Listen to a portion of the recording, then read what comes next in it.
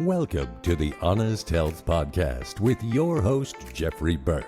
Honest Health brings you the brightest minds in the natural products industry, as well as athletes and entertainers. Jeff will keep you entertained and informed while educating on how to be successful on your healthy journeys. Now, here's your host, Jeffrey Burke. Hello and welcome back to the Honest Health Podcast. My name is Jeffrey Burke and we are both glad you're here today. You're going to love my guest. I think you're going to learn a lot today. I'm so blessed in this industry to be able to bring you amazing, entertaining, engaging, knowledgeable, intelligent people. And I'm surrounded by them. And pretty soon I'm going to need to do like 50 podcasts a week to get everybody on here, but I'm going to bring you everybody I can that has a great message to share. My guest today is over a 20-year veteran in our natural products industry. Jessica Rodlin is here with us today. Hello, sunshine. How are you? Fantastic. Nice to see your cute face. Oh, you're so sweet. We've been trying to get it together, and both of us are running a million miles an hour, and finally we were able to get this on today. So I'm so happy to have you here, and thank you for all you do in the industry. You sure keep busy. It is a busy time, that is for sure. And what better day for a Saturday, and a rainy Saturday at that, to have a podcast. Well, I think so too. I would say this is my first podcast I've ever done. So thank you very much. Well, from here on in, it'll be even easier, and then I'll get you to come back again, and then you'll be a pro. Sounds like a plan. You know, there's a lot of things about our industry that I really love, and you know, in my 47th year in the industry now, I've been around a very, very long time, and I think the things that I've really been attracted to are the changes that have happened in the industry. A lot of good.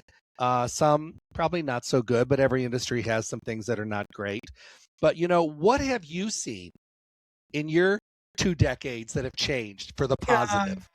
You know, it's really been, it's almost night and day, but as you know, things come full circle, and around the moon times 10.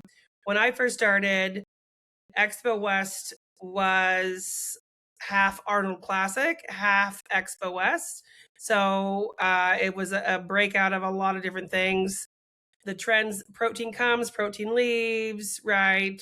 Plant-based comes, plant leaves. I think that the most in this year, the most different that I seen this year, and especially coming out of Expo West, was how much social media, TikTok influencers,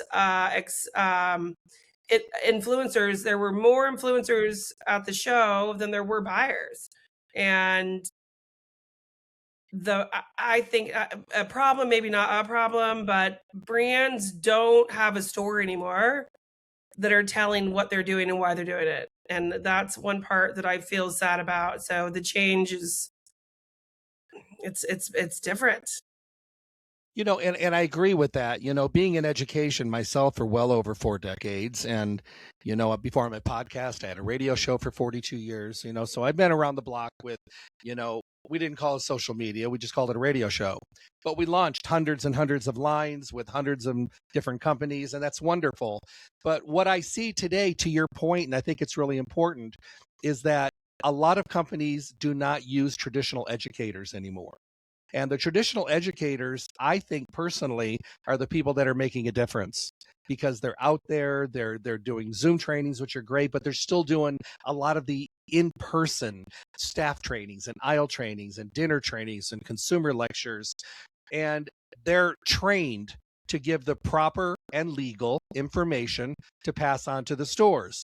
Now, what I see in social media, although it's been extremely beneficial for a lot of different companies, and that's great. I think it has a really good side to it.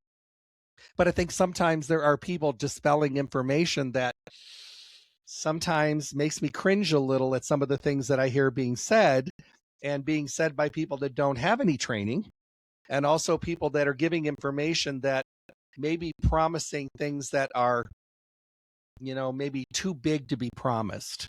And when you're dealing with a public that is so frustrated today with mental health and other sicknesses and things out there, there's a lot of desperation in the public today and we want to reach on to anything that gives us shining hope. And I always hope that when people are getting the information, they're getting it from the people that have the information correctly to give. So that's Well what I said. notice. Yeah. That's what I notice. Well said. It's definitely, I can say, in my opinion, this is the time where more younger consumers are wanting more education and understanding, where 5 years ago, not so much, right? They didn't care. So company values, what you're doing, what your give back mission is, whatever that is, that the consumers today are caring more about that, which is cool. And I mean, I'm not old, but I'm kind of old, but like people talking about a product in a grocery store, or saying, hey, you should take this because it's great and this is what this company stands for, is non-existent. I would say 90% of the products in store today, the people that are selling it in their chain, their staff doesn't know about it unless they have a trainer that's telling them why, right? And that is non-existent. Educator is non-existent for any brand, and that goes for supplements, grocery, whatever that may be. But I miss that. I miss that part of things. I miss that part too of retailers saying, I want to give you an end cap for free in all 50 of my stores or 300 of my stores because I believe in your product, instead of pay me to have that. And I see it too. I mean, because I'm on the field so much, and I travel so much, so intensely, and I love what I do. People say all the time, how can you travel so much? I said, this is what I do. I mean, I want to be out in the stores. I want to be talking to customers and to retail employees. I know that if they have a message and they understand something, they're going to be able to talk about it correctly. Otherwise, I have a short story I want to share with you, which I think is really important, because we come from a time in our industry when we had so many educators. All the companies had a great educator. It was wonderful. So I was traveling in the middle of Oklahoma. There was tiny dinky little town, but I stopped and got gas, and I went to this little health food store, and the lady was so sweet. So we started talking, having a conversation, and her store was small, and on the back of the wall behind her counter she had shelves, so there were products on the wall and back of her. So a customer came in and she said, could you talk to me about omega-3 fish oils? She said, I'd love to. So she started talking, and she goes, would you pick one for me? So she turned around, and there were like 7 brands there. Now, all the brands I know, I've done radio shows with all of them. I like them all. So her finger goes like this, and then it goes back, and then it goes back. And then she grabs a bottle and gives it to her. And so the lady rings it out, tells her how to use it safely and with food and all that stuff. So when she leaves, I said, can I ask you a question? I said, why did you choose that one? She goes, well, out of those 7 companies, that's the only one that ever came and gave us a training. And I was just like, there you go. There it is. Because we don't want to sound like we don't know something. So come out and teach us so we can talk about things, and don't make us guess, or don't leave the product sitting on the shelf because 2 years from now it's going to have dust on it because nobody ever trained us. No, that's funny you say that, because the stories, like back in the day, brands would come and do educations, right? Dinner trainings, everybody get on board. Those are the same stories that I am still telling in stores, where I'm talking about products, and even products I don't even work with. Oh, you need this. This is why. This is what this company stands for. So I'm still regurgitating those stories that came from a trainer that educated me.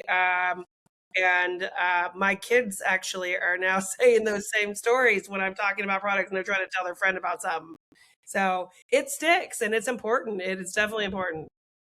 And I think there's also because of the use of computers and being able to email and all that kind of stuff, I think it's taken away from a lot of the relationship in-person building. Because, even you mentioned Expo. I just went to my 43rd Expo. So there were 45, but 2 were closed for the pandemic. So 43rd. But there was a time that if you were a retailer, you had to go to Expo. You went to Expo, you laid out your map, and you went around and you visited all the places you wanted to go. You wrote your orders while you were there, stapled your business card to it, and whatever kind of a discount they were offering for the retailers, you would get that. And it was always that way. And maybe about 10 or more years ago, they started sending out an email saying, this is what we're offering this year at Expo. So people started saying, well, why should I go? I can stay home and do all these orders. I get the same discount. Well, I think that was the beginning of the downfall of a lot of retailers going, because it's expensive. It's Fair. really expensive to go to Expo. And it's not just the travel, but it's the hotels and the food and the registration and the booth rent and all that. There's a lot of stuff involved. So I think a lot of people thought, well, why should I go? I can save all that extra money. I could just buy more product with that money. So I think that was a big change, but it also changed the relationships of reps and brokers coming in face to face. They're doing everything through email and stuff like that. I liked it when I had my own stores many, many years ago. I loved it when they came in. I got to learn what was going on, see what was new. You know, they would always leave you a sample of something to try. And if you're like, I already love this line, I'll bring it in. But you had relationships. And I think relationships they're changing, or they have changed. They've changed drastically. And I think, like we've got the celebrity, and we talked about this a minute ago, like the celebrity people in our era, the Gypsy Boots, right? The Patricia Braggs of the world, who as retailers, when we saw them, we were giddy and so excited, and they were really heartfelt and unique on the dialogue, where now it's not that way, and I'm sad about it, and I'm trying to adjust to the new beginnings. But yeah, we used to write all of our orders. We would stay at the Hilton. We were very fortunate to always stay at the Hilton, and right there on campus of Expo West. And we would have to, our first job was to go to every book signing.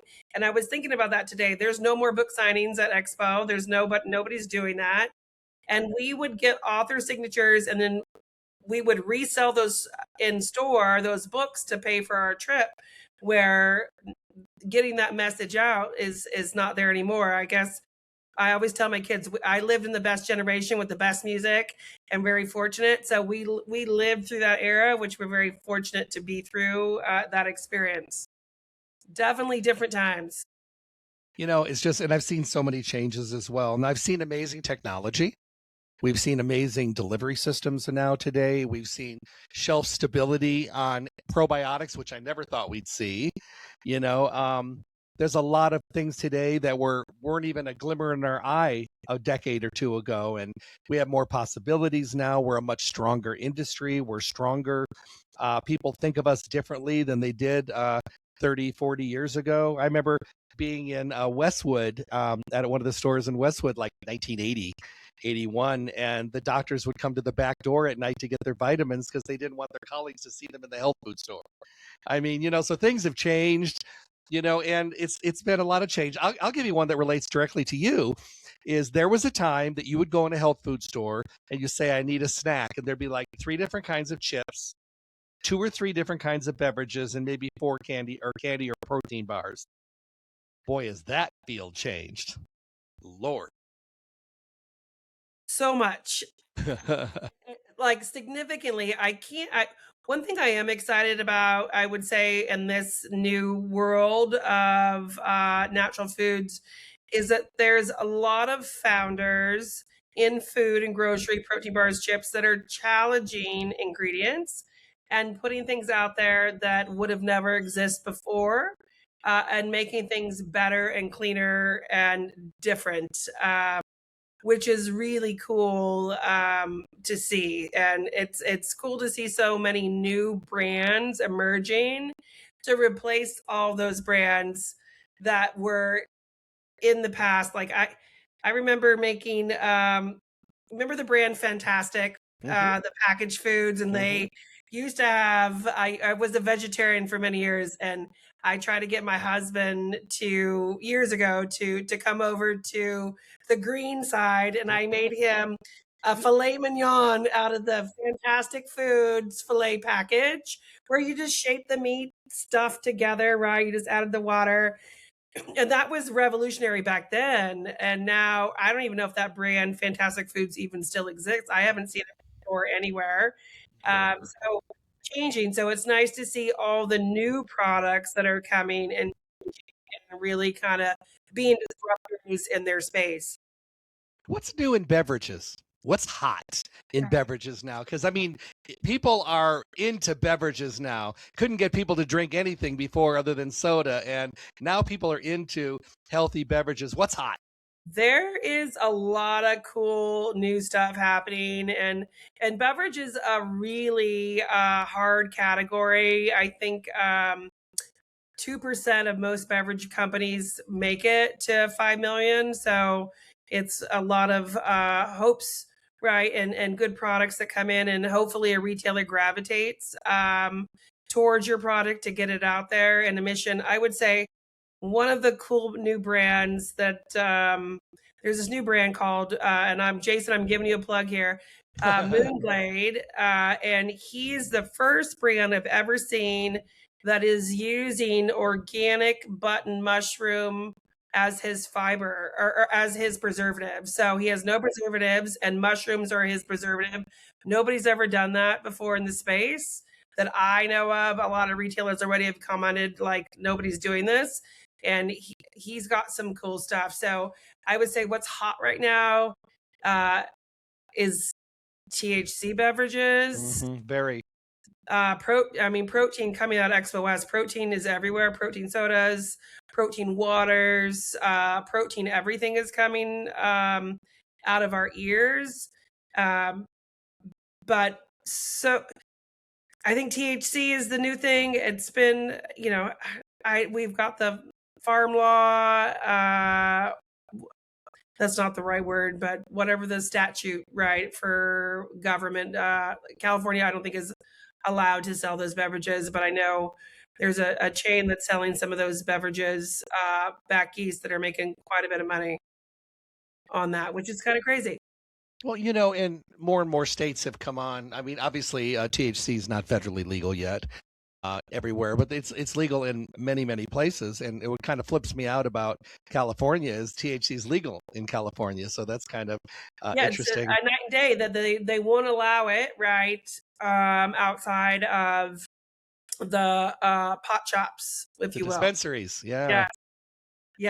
There's some cool stuff.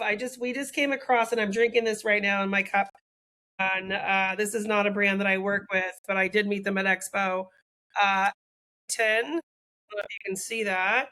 Oh, lovely. It is beautiful packaging. It is a sparkling water from Canada, and they just use essences. This is the Saskatoon berry, which nice. I just had this when I got on here. Fantastic. So something like that, getting back to real, true, clean, lean ingredients, because a lot of beverages, when you look at natural flavors, I mean, propylene glycol is one of the number one bases of natural flavors. So it's cool to see brands that are going above and beyond. Well, and I think that people today, I think we have a lot of selection that's out there. Some people go into a health food store that's, a combination vitamin store, cosmetics, and they have a whole food section. They walk up and down the aisle, and I watch people. They're just like, oh my goodness, there's a lot to choose from. And I'm like, you have no idea. There was none of this decades ago. So consider yourself, even in the vitamin departments, there's so many things to look at today, and so many possibilities. And back to what we talked about before, the people in the store, if they've been trained and educated, and there's so many smart, wonderful people in stores today that I get to work with. And so many of them, because no one's training, they're going out and doing all their own research, because they want to be more of that, hands-on kind of store. So, kudos to them, to all my peeps out there in health food stores. You guys are awesome, because there would be no industry without the indies and the mom and pops. There'd be nothing. We wouldn't be where we are today, because the indies and the mom and pops and the brick and mortars are what built this industry and actually got it going. God love them. And a lot of them have disappeared. So the ones that are here, we love you. Thank you for doing what you're doing. God bless those. Yeah, there's not a lot, and that is exactly where the foundation of this industry started. I know when I was beating the streets years ago in natural food stores, I would offer right to clean toilets if I had to put, to get a display or do an education, like whatever you need me to do here. I want to get your employees time. So if you want me to sweep the back room or scrub your toilets, I'll do it just so I can get the message out. And that's where it is missing today. I would say Expo this year, I did see one of the founders of Ginger People, who was one of the original founders of Ginger People. And I stopped him and I was like, I have to tell you, when you launched, I was so excited. And my stores, we educated our staff about how cool your product was and what you were doing. And I still remember, I said, I still have a stuffed ginger man from back in the 90s. And I said, I wish that that would come back again. That's really what I wish, to get the story out there. And the companies that took the time to do it right, a lot of them are still here. And, to your point, there's a lot of companies that show up and they come in like gangbusters, but it seems like they may not support the people that are actually selling their products. So they kind of fizzle out. They start out really good. They didn't follow through with the education. They didn't follow through with the employee support and the retailer support, which you have to do. And it takes a lot to be able to launch a line. It's different today than it was years ago. Years ago, it seemed like it was so much easier. And once you launched, every time you brought new products in, they knew you. They're like, well, we'll take those. Those are all new. We'll take those because you've already created a relationship. Today, it seems like you have to prove yourself every time there's a new product coming out. And the turnover is much bigger in retail stores today. So when I was coming up through the ranks, I mean, I knew people that were in the industry, in their stores for 25, 30, 35 years, so you're dealing with the same people in the store. And then now you've got turnover that's so high. Every time you go in, it's a brand new, clean board. You have to start all over again. And were you here the last time I was here? Oh, no, I just started. Okay. Then we do a training with that person. Next time I come in, it's 2 new people. So you constantly have to be retraining and training. And then we get overwhelmed, and then we have to have extra training to remind us what we learned the first time because there's so much to remember. So this is a wonderful industry for people that want to help people. They want to learn things. They want to provide alternative options to people, and they want to be on top of it so they can give them the best choices, because anybody will try something once. But if it doesn't make a difference, if they don't see something, feel something, or make some kind of a change, they may not do it. So I'd rather take the time to pick and be more selective about what people are choosing, because I know they'll have a better chance of feeling and seeing a difference. So I think that's important. Absolutely. Well said. Yes. Lots of things.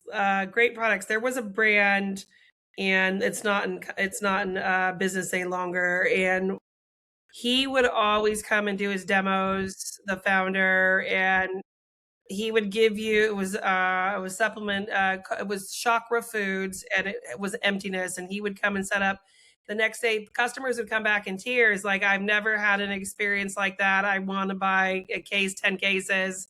And he was always so kind and took the time, where that doesn't happen anymore. Most brands are using, demo companies that have no connection to the brand. They're just standing there sampling out product.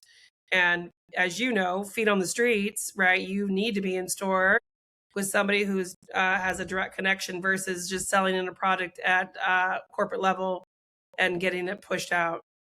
Many years ago in the early 80s, I was still working with Dr. Earl Mendel at Great Earth in Los Angeles. And we had this lady that would come in. She was like 80 years old. Her name was Dorothea.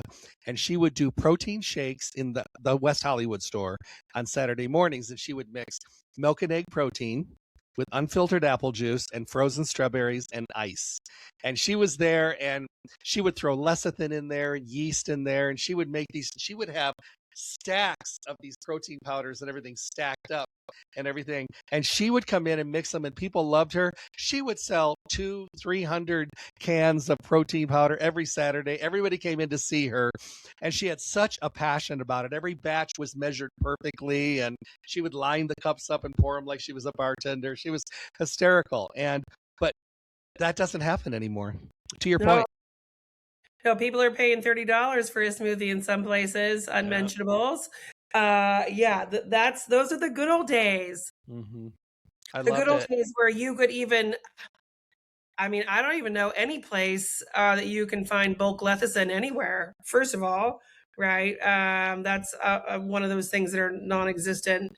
We lived in a good time. We were very fortunate, and we were very excited. The customers, I always wanted to do a show, and back before reality shows were even a thing, I was like, I want to create a reality show, and I want to call it Health Nuts, NUTZ, and feature the customers that come in, because everybody's got a story, and everybody in the store knows them, and every health food store across the United States has that same clientele who we could satellite across to many stores, and everybody share their stories.